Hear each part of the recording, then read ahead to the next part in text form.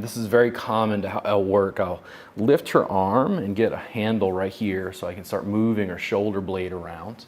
This allows her arm to drape over.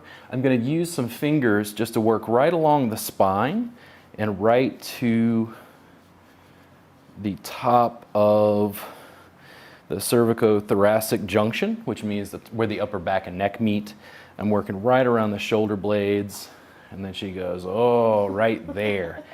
Half of this is just connecting with the client and letting them know that I know where the tension is and I know where it hurts. They automatically have a sort of energetic or emotional resonance that they're being listened to. If she had said, hey, I have a problem with my upper back, and I go work on her feet, she feels completely distant from me and like I'm not listening to her problems. So I have a tendency to dive into this immediately. And just with a little bit of finger pressure, not anything that's going to strain my hands, just slightly start to work on it. And you can see from her facial expression, we got into something that's kind of dense right there.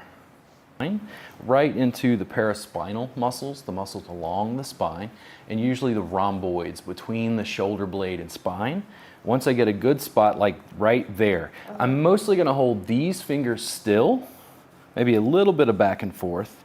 And then I'm going to start to jostle her shoulder blade over my fingers. And she gives me a big smile because I think she's going to leave a tip, because I think she likes the work right in there. And you can see these movements, these articulations of the shoulder blade, moving it around. So I'm mostly holding and reinforcing with the fingers. I'm just using them to stack, apply pressure along the spine, making her aware of that one spot. And then I'm rolling the shoulder blade around, like I'm trying to find where the movement restriction is. When I pull her back and into me, it increases the pressure, fairly intense. Feels a little bit more firm. How's that right there, Stephanie? There we go. That spot. Same basic idea, just that my fingers might get tired and I want to not compromise my hand. Again, you can see this stacking function that I've got. I can slowly lean from flat fingers to a little bit of knuckle, depending on how much pressure she actually wants as I work through this.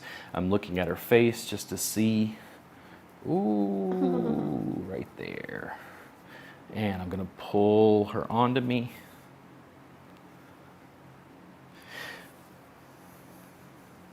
And give her one big traction after all that pressure.